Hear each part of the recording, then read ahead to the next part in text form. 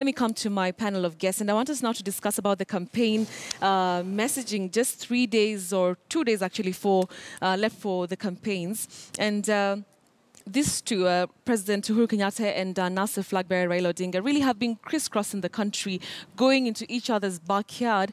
But going by a recent poll, there seems to be no, change, substantial change. In Central, Raila Odinga only got like a rating of about 13%, and in Raila Odinga's backyard, Uhuru Kenyatta was just able to get about 14%. So really, going with the inroads they've been trying to make, are we likely to see a difference in this election? Just going by also the numbers in Uasin Gishu County, the president was able to get a 74%. Are we likely to see things change in this election?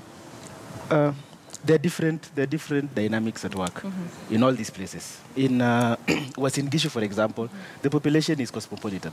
Around 75% of them are, what you'll call natives. So that would be Nandis, Keios, Tugens, yeah. The other 25% are Kikuyus, mainly, and Luyas. Turbo, for example, nearly a majority of the population is Luya. So in fact, even looking at Mandago, I don't think the NASA people are supporting Mandago because they think Buzeki is a project. They're supporting Mandago because of security reasons for their supporters. Security reasons? Yeah, there's been fears that NASA supporters, mainly Luyas, Luos, Kikuyus, yeah, not really Kikuyus, Luyas and Luos, mainly would fear for their life if they went against Mandago, if NASA went against Mandago. And you remember during the nominations, there was a war cry in the middle of Eldoret. So to protect their supporters, but also to ensure that they remain in Eldoret during the election period. They don't run away. That they don't run away for fear of violence. It was prudent for them to actually support Mandago. So that was the reason? Yeah, that was the reason. It was not because, Buzeki is not a project. The DP has said this many times.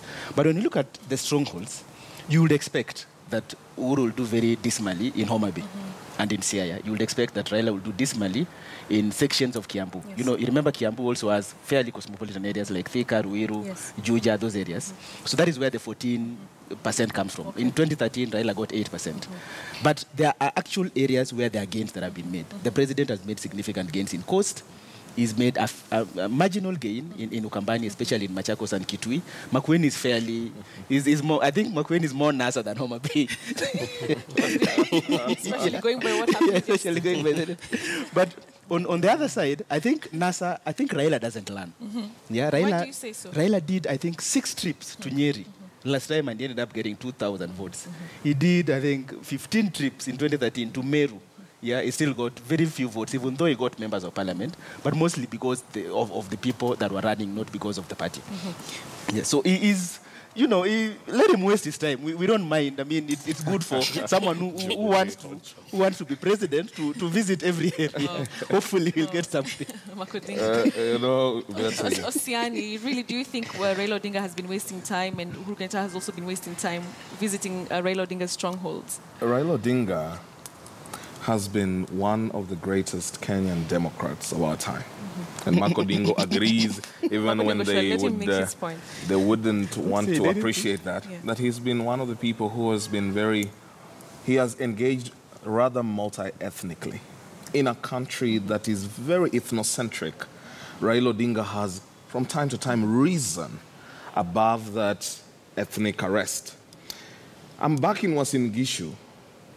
And as opposed to what Mark Odinga thinks, that the support of Kalonzo and Wetangula and Isaac to Mandago was about the security, you would realize that Raila did not talk about that.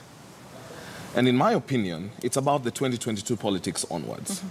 It's about finding a young man who's become defiant, who, like Frank Sinatra, has learned to do it his way, he's a supporter but not a loyalist. And I quite appreciate such people who can sometimes depart from their bosses and say, no, I'm going to do this my way.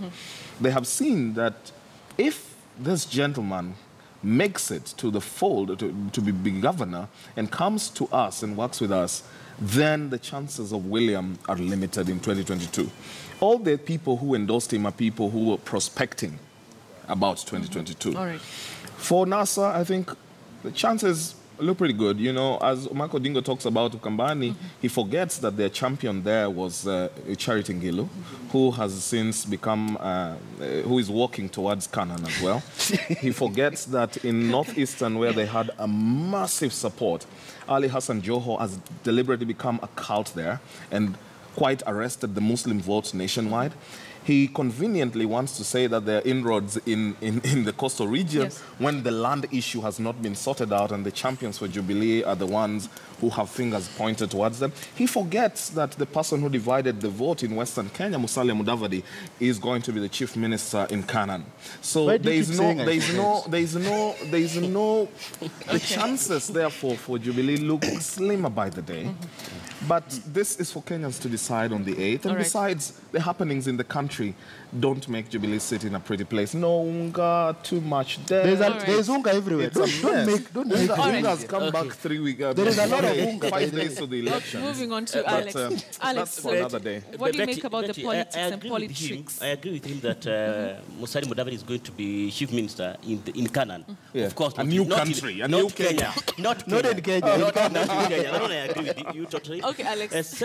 Secondly, it is important to understand that if you analyze the demographics of voting in Kenya since 1992, especially when there are new presidents in State House apart from the former president, that is Moi, you design this simple trade. All the votes in the strongholds are always in a bucket, one basket, and they never shift in terms of loyalty and direction. And this is a fact that Kibaki knew. And that is why, if you look at how Kibaki campaigned, including the last time, that is 2012, 2007, sorry, he did not waste his time in areas he knew he would get minimum votes. But these two gentlemen, that is Raila and Uhuru, I think they have changed the narrative. I think what they want to create and put forth this image that they are all inclusive, in spite of the fact that there are some areas, however much forays they make in those areas, there will be very minimal fortunes. Of course, it is good to create that perception and image so that you look nationalistic instead of being selfish, that you don't care about areas that you cannot. You cannot assured Raila is not going to get more than what he got last time in Central Province. He won't, including even the Upper Eastern. He won't. Uhuru is not going to get a higher percentage than he got in the stronghold. And when I mean stronghold, I mean the real stronghold, not the fictitious stronghold that NASA has been arrogating itself. Yes. Let me finish. Finally, contested areas. That is where the real ball is. Contested areas. That's why I like and that is where Uhuru has managed. In fact, in contested areas, what is now agreed by all the parties, Uhuru has made forays. No, let's be fair to Uhuru. Yes. Uhuru has made forays in Western and also in Eastern, especially the Lower Eastern. He has at the coast. Look at Kwale. Taita Taveta.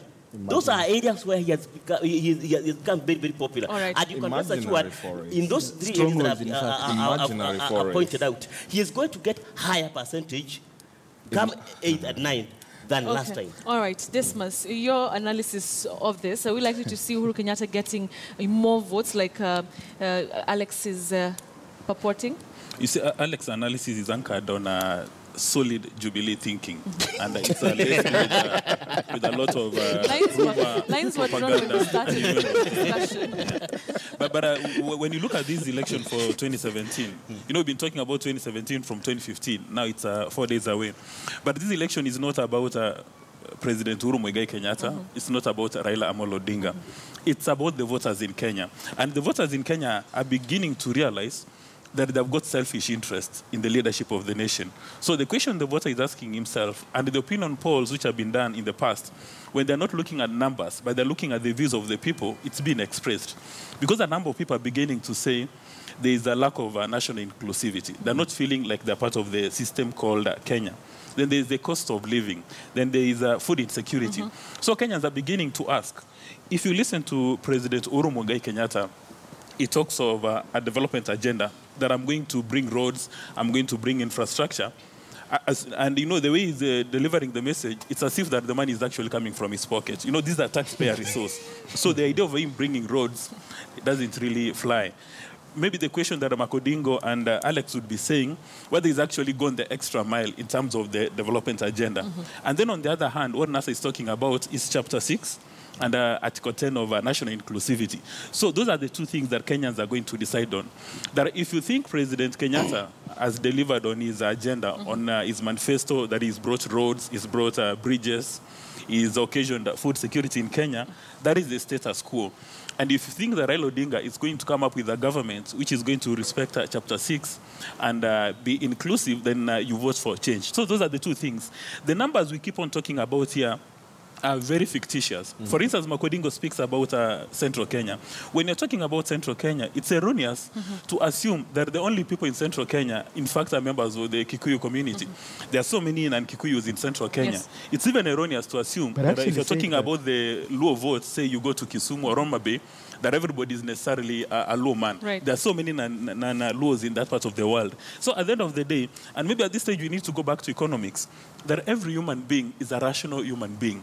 He knows what works for him. Like, for instance, if you've been, say, you stay in Kileleshwa for the last 4 years, and you've got aspirations to move, say, to Lavington or Muthaiga or Runda, you're going to ask yourself, between President Kenyatta and Raila Odinga, who is likely to assist me meet those aspirations? Okay. If you are a normal, I'm not asking you the question. Raila will make. If you are a normal, Let me just make this point. let me make Raila will make rent go away. For So you instance- can go live anywhere. For instance, if you're a Kenyan living in Mathare today, and you are suffering from food insecurity, Yes. whom are you going to believe in? When right now, under the leadership of President Kenyatta, there's food insecurity. In the manifesto that Makodingo launched recently, President launched a Kenyatta manifesto? says... Yeah, the Which manifesto is this? I know. President Kenyatta says, holds briefings well, with in them. reference to Jubilee, because you know your analysis is around Jubilee. President Kenyatta says, if you elect me on August 8th, I'm going to deliver 6.3 million jobs. Yes. We've not seen evidence of delivery of any jobs in the past. So how do you We believe lost that? 600,000 And then also for jobs. Raila Odinga, All right. for Raila Odinga, he also says that maybe I'm going to come up with options for, say, single mothers. I'm going to address the housing crisis in Nairobi. He's not told us how he's going to do that. Like, for Okay. instance, when he talks about working on rent, the best way to work on rent is not to suppress the growth of the rental income, is to work on the supply. So those are the issues. Okay. That, and you know, unfortunately, All right. Betty, most of these politicians, for some reason, they imagine that Kenyans are stupid or irrational, that they're not able to look at facts. All That's right. why this election, all the politicians need to have a medical doctor on standby. Okay. I just David, want to make a before- correction.